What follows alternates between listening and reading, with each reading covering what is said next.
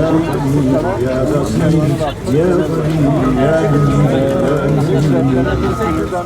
غني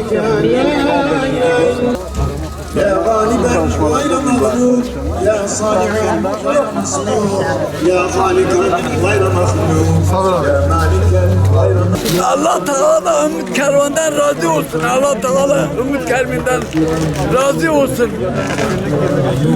Ahretten mahrum etmesin. Subhaneke la ilahe illa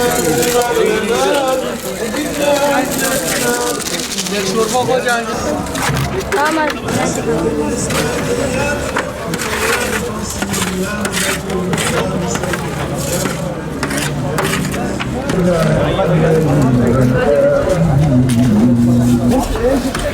Subhaneke la ilahe illa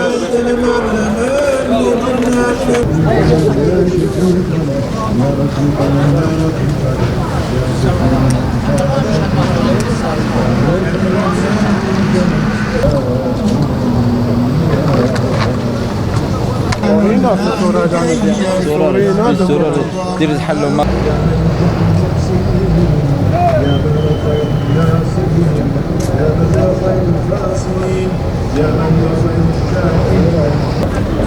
سبحانك لا إله إلا أنت المنان نجنا من النار وأسألك بأسمائك يا مجيب يا حميد يا مجيد يا مجيد يا مجيد يا معز يا مجيد سبحانك لا إله إلا أنت المنان.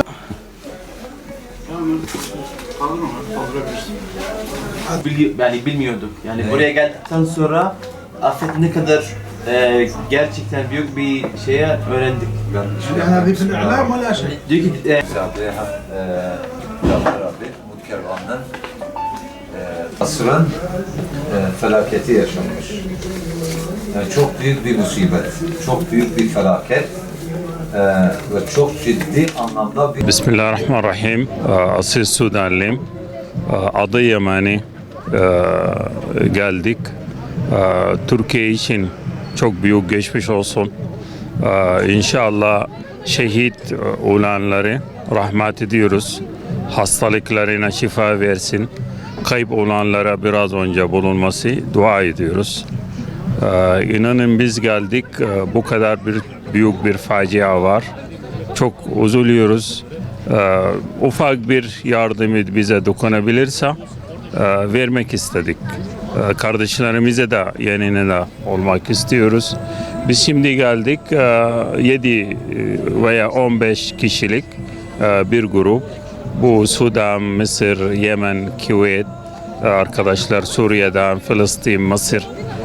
Hepimiz bir dernekleri temsili ediyoruz.